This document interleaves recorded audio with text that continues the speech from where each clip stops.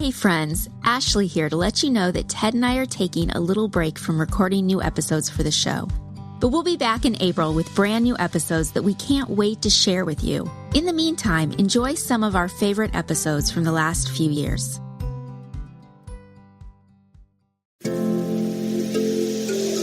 Life Audio. Welcome to the Team Us podcast, where we share how grace, commitment, and cooperation help couples live the everyday moments of marriage together. Hi, everyone. We're Ted and Ashleigh Slater. What's easier for you to swallow, criticism or praise? Most of us will say praise. Now step back and think about what you're most often feeding your spouse. Is it criticism or praise? Today, we're going to share how you can be more intentional to praise each other in marriage.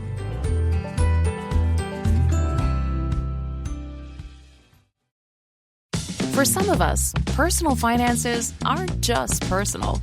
They include loved ones, neighbors, the communities we call home, and the causes we hold in our hearts. At Thrivent, planning your finances is bigger than just money.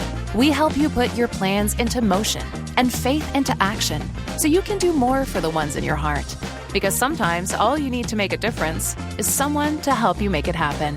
Thrivent, where money means more. Connect with us at thrivent.com. There's no place like Israel, rich in history, culture, and spiritual significance.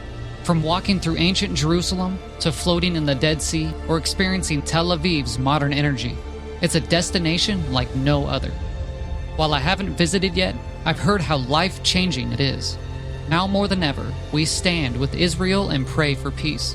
I look forward to exploring its beauty one day. Learn more at goisrael.com.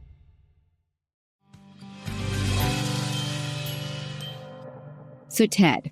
Yes, my dear. We have always shared a love for good food, which is why a lot of our dates center around food. It's true. Sometimes we cook something special at home. I enjoy the process, the different ingredients. We've discovered that you use good quality ingredients, not a multitude of ingredients necessarily. Yes. And then sometimes we just go to a restaurant and chat and eat. Yeah, food is the thing. Jesus ate food. He did. Yes, this is He had true. some good conversations over food. So. Yeah, food builds Carry on. connection. Yeah. Well, I thought it would be fun to talk about some of our favorite shared food experiences. Yeah. So are you up for a round of rapid fire questions? You can rapid fire. I will respond at my own pace. Just don't be like one of those sloths in Zootopia. Okay. My plans. All right. Favorite dinner and a show meal? We've seen some good shows. Yes. So, maybe we saw a show in Atlanta, right? At the Fox Theater. Uh-huh. And beforehand, we just ate, was it at that pizza place? That was pretty cool with the family. So, yeah. Yeah, that was fun. I mean, I was thinking kind of like the Shakespeare Tavern.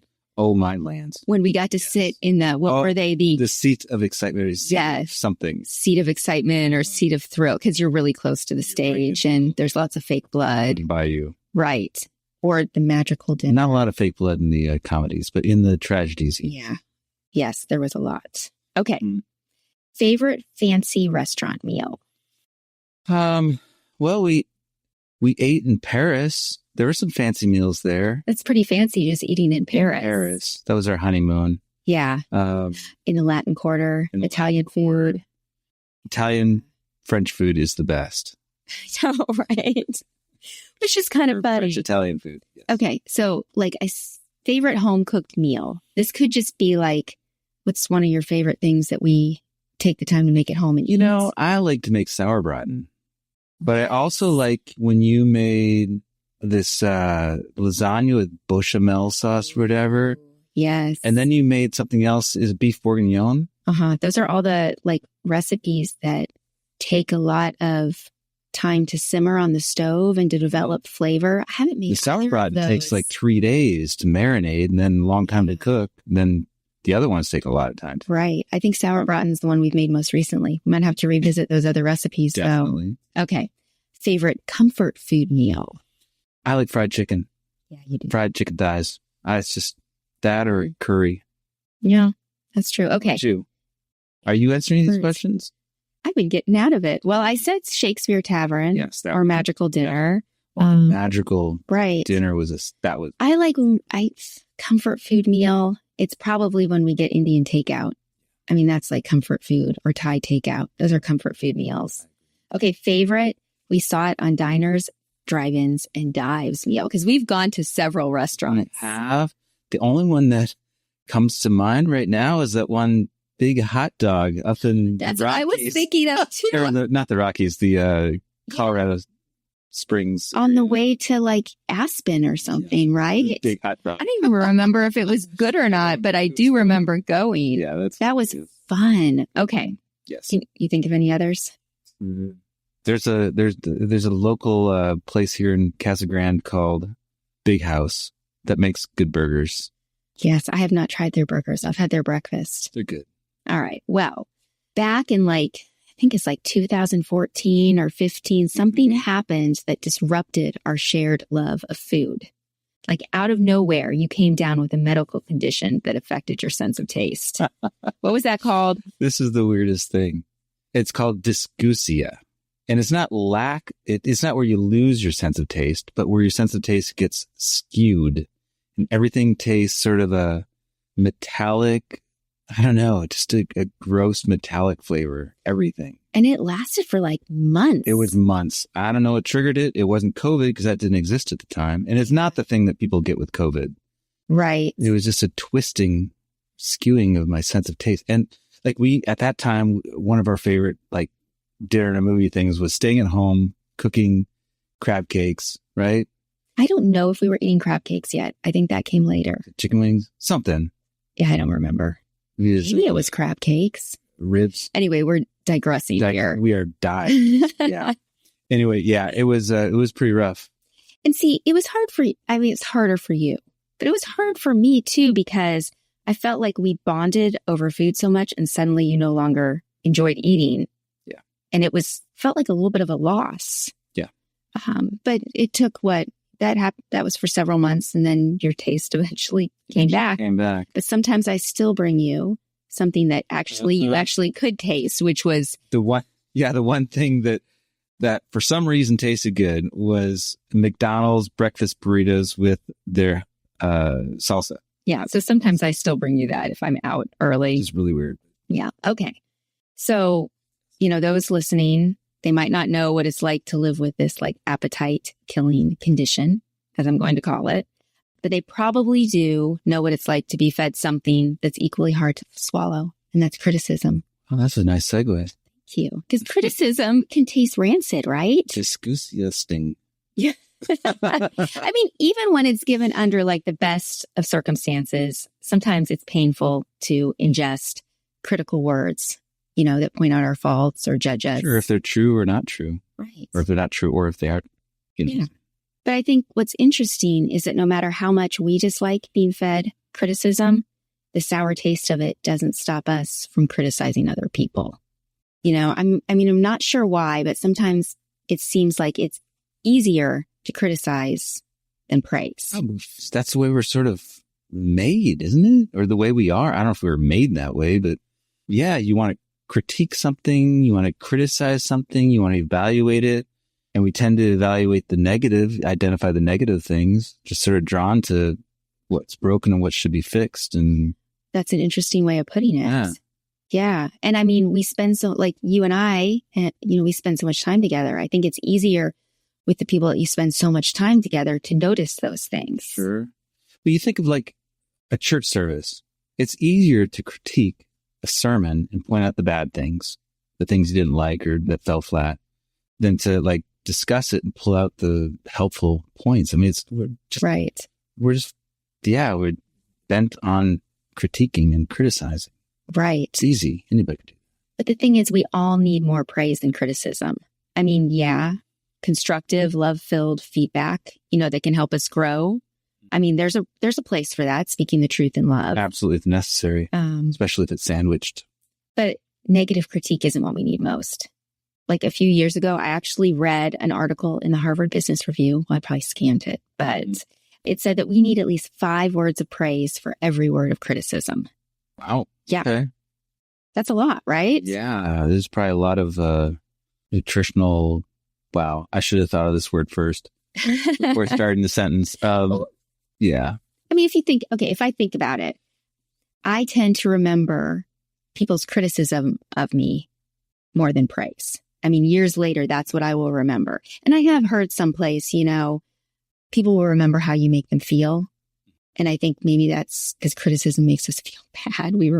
I don't know. But even with things I've written, I remember the negative reviews more than the positive reviews. We won't get into the details of those, but there have been some mean ones. Yeah. Okay. So how can we start feeding each other more praise than criticism? You got to be intentional. Right. Well, I have some practical points. You got to be unnatural. Yeah. You want to go into the practical points and you can pull that in? Okay. 1, I think we need to adopt a grace-filled perspective. So we've talked about grace a lot on this podcast, but just to refresh, grace is undeserved kindness. And there was one day I was taking a walk and I was listening to albums from the 90s, when I was a teenager. And I think I was listening to a Stephen Curtis Chapman song, the one that's when the sun sets us free, you will be free indeed. Man, yeah, that one gets me at the end. And something about, as I was listening, I was thinking, well, the sun sets us free because of God's grace and what he did for us on the cross. And so grace, it unburdens our hearts. It brings us freedom. And I think when we extend grace to each other, we also offer freedom to the other person, freedom from our expectations and freedom from our judgment and personal preferences, because a lot of times I think when we're criticizing and judging each other, it's not because the other person has sinned, it's because they've missed our mark. They haven't done things to fulfill our expectations. That's interesting that you use the word freedom, because I remember years ago when I wrote my master's thesis on laughter, freedom was associated with laughter and sort of a uplifting of your spirits and stuff. So interesting. Yeah. I mean, that kind of goes back to our whole thing of a lighthearted marriage and having unburdened hearts. There's an episode on that, folks, if you haven't heard it already. So if we start feeding each other genuine praise, I think it begins by changing our mindset, changing from that natural inclination to criticize and adopting a grace-filled perspective toward our spouse. Okay. And I mean, think about the word adopt, because I picked that intentionally. When we adopt something, it's meant to be permanent. God doesn't temporarily adopt us as his children. When people adopt a child, they don't temporarily adopt them. It's a permanent thing. Right. And so I think adopting a grace-filled perspective is meant to be a permanent and ongoing lifestyle decision for us. Okay. I'm going to break the fourth wall. Is that a thing? I don't think on a podcast that's a fourth wall. On a television show, yes. In your notes, you wrote, God didn't temporarily select us as his children. He's not just chaperoning us for a few years. Yeah. That's a good sentence. You should have said that. I was trying not to depend solely on my notes and kind of be a little more chaperoning. Yeah.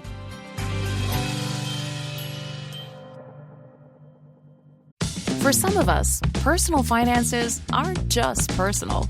They include loved ones, neighbors, the communities we call home, and the causes we hold in our hearts. At Thrivent, planning your finances is bigger than just money. We help you put your plans into motion and faith into action so you can do more for the ones in your heart. Because sometimes all you need to make a difference is someone to help you make it happen. Thrivent, where money means more. Connect with us at Thrivent.com.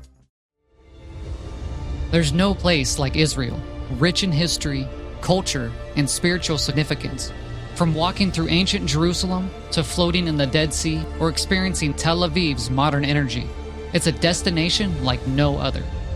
While I haven't visited yet, I've heard how life-changing it is.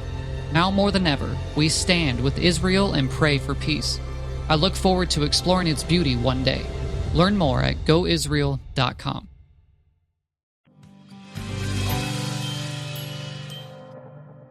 I mean, when you think about it, right, it's really interesting, right? Yes, so adopt.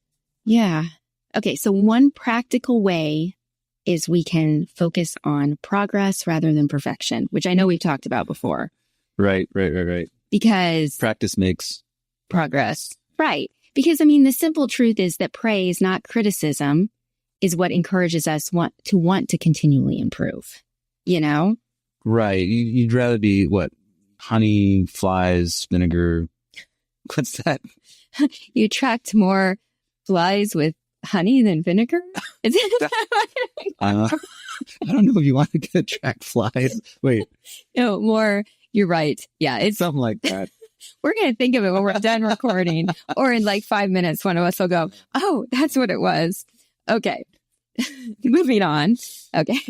So 2, check your vocabulary and the tone of your praise. So I'm going to pick on you just a little bit. Yeah, I'm not really picking on you, but you're going to be the example here. All right. Okay. So Ted, sometimes I will share an idea with you and you will lightheartedly reply, that's not a bad idea. That's not the stupidest thing you've ever said. Right. And sometimes I'll then respond with, well, I guess it wasn't a good one either. You know, I tease you over your word choice. Or rather than affirming me with, that's a great idea, sometimes you'll be like, yeah, I've heard worse. You know, or instead of saying you're right, you'll be like, you're not wrong. So Why do I do that? I don't know, but It's kind of a weird thing. yeah. Did you not realize I do that so much? I guess I do, but now I need to really think about why I do that. Right. And I'm not picking on you. Like I said, it was just a really good example.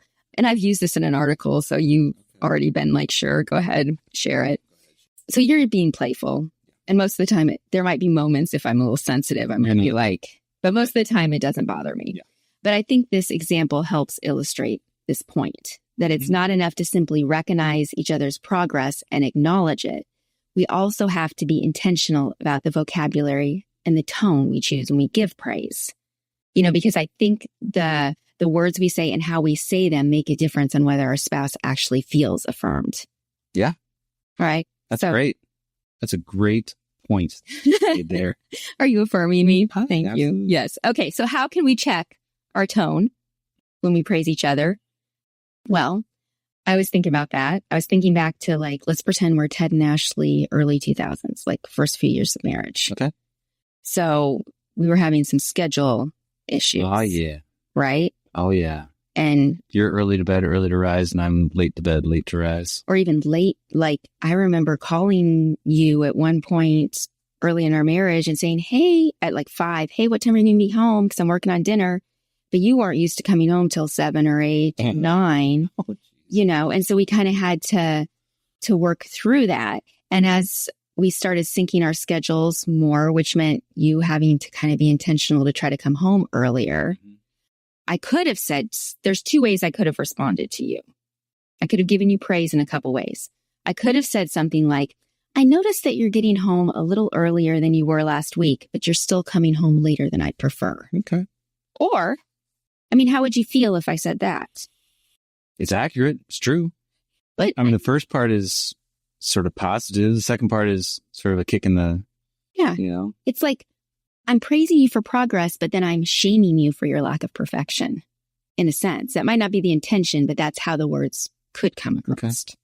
But what if I said something like, I appreciate you getting home earlier today. I notice you've been doing that more regularly, and I really appreciate your effort. I mean, that's much more positive. There's no like, you're still missing my mark. Yeah. No, I could see how you don't need to include the, hey, can you try to come home a little earlier? If you let that part of it go from time to time. So Right. in an interaction, you could only include the positive, affirming kind of words. Well, and the thing is, if we were working on it because we knew it was an issue, we already had the conversation where you knew I was feeling frustrated and disappointed. So it might not be helpful for me to continue to reiterate those feelings Yeah. every time we talk about it. Okay. So that's a thought. I think for most of us, we're likely to continue to make an effort if we feel like what we're already doing is being seen and applauded, rather than our shortcomings as we're trying to make progress being denounced. Right. Right. Because the sort of correction, I might try to do better just to avoid the correction. And maybe that's not maybe I shouldn't try to avoid, maybe I shouldn't do things to avoid negativity. Maybe I should do things so it's all positive. We're all positive. Yeah. Rather than fearing that you're going to make me upset. And so that's why The wrath of that. I do it. But some people might give up and go, well, I can't please this person. I can't please my spouse. So why am I even trying? Okay. I mean, I think that's another potential response is, they're just going to criticize me no matter what I do. So, Never good enough. right. Exactly. Okay. So number 3, keep your praise focused on your spouse. This is one of those that goes, what? That's exactly what I'm thinking. Okay. So I often equate praise with compliments. And I'm not necessarily wrong, as you would say. You're not wrong. Right. Because if you look up the word compliment on like dictionary.com, the definition is an expression of praise, commendation, or admiration. Okay. So, I mean, that's pretty straightforward. We have a trusted source that's saying, yeah, praise is expressed through compliments. Right. There's compliments with an I, not with an Yes, exactly. Right. Okay. But okay, what's the last praise you gave someone? I think I told one of her daughters that her paper was good. Okay. I helped her just editing on it, and I said, yes, it's a good paper. Good job. Nice. Okay, well, that's not going to fit what I'm about to say. Oh. But because I think one of the last things I said was, I like your shirt to someone, Oh, sure. and that's pretty generic, Yeah. Things like, I like your shirt. I thought you did a great job. The pasta is fantastic. They're kind of non-specific and they're more about me. I liked it. Oh, I think this, rather than what I appreciate about the person I'm praising, like what I appreciate. So, which leaves me wondering, if compliments, at least in the way we're giving them, are enough. Or is praise best expressed instead through specific encouragement? I would think so. Yeah. Yeah. So I actually have a quote from Jennifer Rothschild, who actually worked for several years. Love her. And she explained well the difference between a compliment and praise. And she said, when you encourage someone, you acknowledge something God already put within them. You celebrate their strengths and point out their potential. I guess I don't have the contrast. I know in the original article that I pulled that from, she kind of goes through the contrast. But I like how she's saying, when you affirm or praise or encourage someone, you're celebrating things about them and noticing the things that God has put in them. And I think, you make really yummy food. Sometimes I make blunders. Yeah, but for the most part. So you made really good Mexican rice. I learned how to make Mexican rice finally after all these. Right. And I think that when I complimented you on that, I wasn't just like, oh, I love the rice. I was like, this is as good as Mexican restaurants, like the flavoring and seasoning. So it was a way to kind of acknowledge your skill and the time and the thought that you put into it rather than just saying, oh, this is great rice. And I think we can all take time. It takes more effort. It takes more work to step back when we compliment each other, praise each other. Right. The thing is, when you're specific, it demonstrates that you're taking notice, that you're not just passively or casually, great job, but you're giving it some thought. Right. You're giving the person your attention. And I think we try to do this with our kids too. Instead of saying, oh, you did great, we'll be like, I really liked how you did this. Or one of our daughters sang at something the other day, and I was like, one of the notes you sang just gave us chills. I mean, that's kind of about us, but it says that when she hit that note, it moved us. That might not be the best example, but we always try to be specific with our kids instead of just saying, but I'm not sure I always do that as well with you. So I could be more intentional. Yeah, I think we all could be. Yeah. Well, and I sometimes get in moods where I'm a little more, I have weeks where I'm like, it's easier to be critical than praise. And sometimes I don't catch myself for a few days, Yeah, I have years where it's easier to be critical than offer praise. You have your, you're not an old man, but you have your grumpy old man moments. Yeah. And I'm like, can we keep the conversation positive? Anyway, all right. Mm-hmm. To recap, 3 ways we can feed our spouse more praise are 1, adopt a grace-filled perspective. 2, check our vocabulary and tone of voice. 3, keep our praise focused on our spouse or their strengths. Yeah, it's real practical. It's like another tool in in the toolbox. Right. Which is a lot of what we talk about on here. We just like to share tools that have helped us and can hopefully help others. All right. Us time challenge? Yep. All right. Yes. I just kind of phoned it in on this one. What do you want to guess? Feed your spouse more praise. Yes, exactly. Yeah. All right. Well, thanks for joining us on the Team Us podcast. We're looking forward to next time as we keep talking about how grace, commitment, and cooperation can help couples live the everyday moments of marriage together. Team Us with Ted and Ashleigh Slater is a production of Life Audio and Salem Media.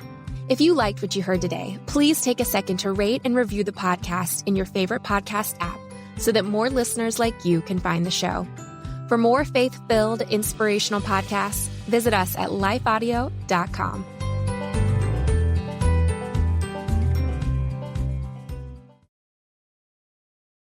For some of us, personal finances aren't just personal. They include loved ones, neighbors, the communities we call home, and the causes we hold in our hearts. At Thrivent, planning your finances is bigger than just money. We help you put your plans into motion and faith into action so you can do more for the ones in your heart. Because sometimes all you need to make a difference is someone to help you make it happen. Thrivent, where money means more.